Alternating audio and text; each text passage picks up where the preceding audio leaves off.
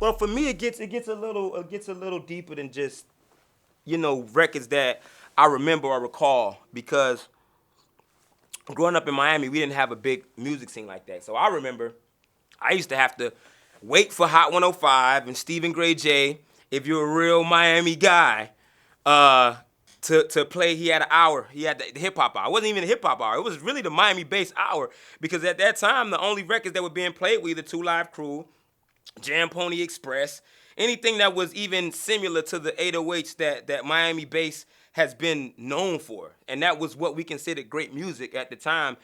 New York hip hop, though it started with Run DMC and all of that, when things of that nature died down or weren't at the height of their notoriety, we had to depend on what we had to depend on growing up in Miami. And it was Hot 105 from 6 to 7 with Stephen Gray J.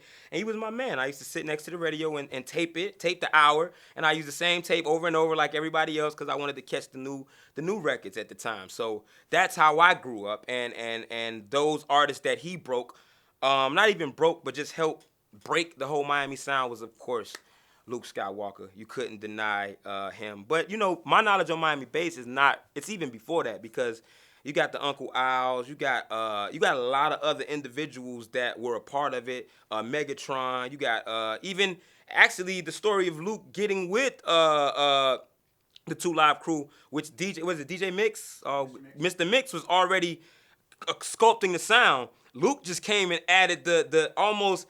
He didn't add it, but he kind of solidified the explicit lyrics. And because Two Live Crew got so big, we all the connotation of sexually explicit lyrics go right along with Miami bass. But there was a lot of Miami bass that was just good for partying. I remember as a kid growing up, everybody wanted to be the DJ. The DJ was the coolest thing, and the DJs where I was from wanted to be like Uncle Al. So they would take the radios and the big speakers, put them on the corner, and we would have a block party probably once a month, and we would play, me. Nobody in Miami could come up and say they didn't know all the latest dances because that's how you were cool. If you knew all of the dances, the Cabbage Patch and the Robot, the Reebok and all of that, that's how you were cool growing up where I was from. So we had to dance in order to be considered cool by the girls or whatnot. So it was just it was a great time in music, and it's funny because it translated so much to me as I grew musically because I if you notice, artists from Miami have just a great let me say that we pick records better. We pick records that are for the dance clubs. We pick records that people love better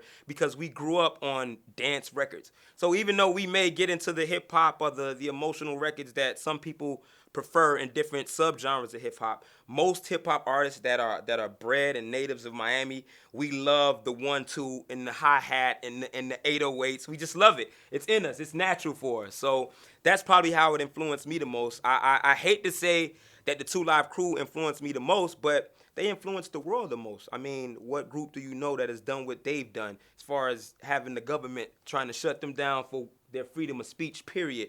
To be my first Two Live Crew concert, I remember my aunt Sybil took me. It was at the Orange Bowl. And, I'm a young kid. I've never seen anything as provocative as that to this day. So that lets you know how wild Luke was. But it was all good. It made me a man. And at that time, to be in that type of energy where it was fun, and it was even different. Though Miami was a little harsh, it's not as harsh as it is today where you go to a concert and you might not make it home from a random gunshot. Everybody just wanted to have a good time and watch the girls shake their ass. So shout out to Luke and everybody else, Jam Pony, Uncle D, DJ Uncle Al, even Poison Clan. I mean, just anybody that has something to do, JT Money, anybody that contributed to the foundation of all the artists that came after them with Miami bass. And it's a lot that came in the 90s, but I'm just speaking of the 80s in particular, is what drove me to just love it. It was the shit. 1 and 1. We having some fun in the best.